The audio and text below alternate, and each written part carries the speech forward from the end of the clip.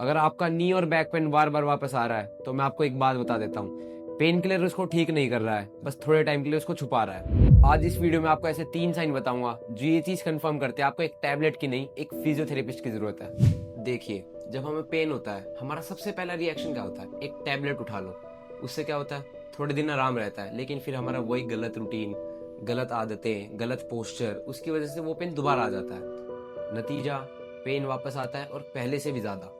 इसकी वजह सिंपल है, पेन किलर बस आपके ब्रेन तक जाने वाले पेन के सिग्नल्स को ब्लॉक करता है। तो चलिए देखते हैं वो 3 साइन जो बताते हैं अब आपका फिजियोथेरेपी से मिलने का टाइम आ गया। साइन नंबर 1, टैबलेट यूज करना बंद करते ही कुछ दिनों में दर्द वापस आ जाता है।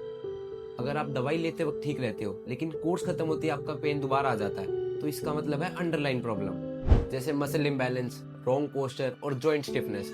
फिजियोथेरेपी इनकी रूट कोज को ठीक करती है। साइन नंबर 2, आपने अपनी डेली मूवमेंट्स में थोड़ा कॉम्प्रोमाइज करना शुरू कर दिया, जैसे स्टेयर से बचना, एक पर्टिकुलर मूवमेंट में हाथ ना उठना।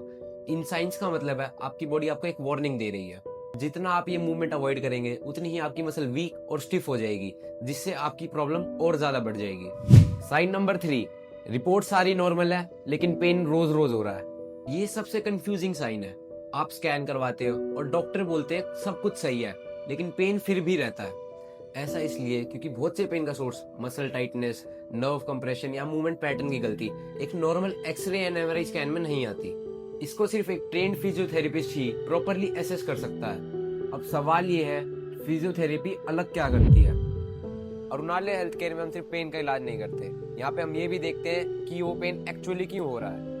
हर एक पेशेंट का प्रॉपरली असेसमेंट होता है, उनका पोस्चर, उनका मूवमेंट पैटर्न और नर्व फंक्शन तक देखा जाता है।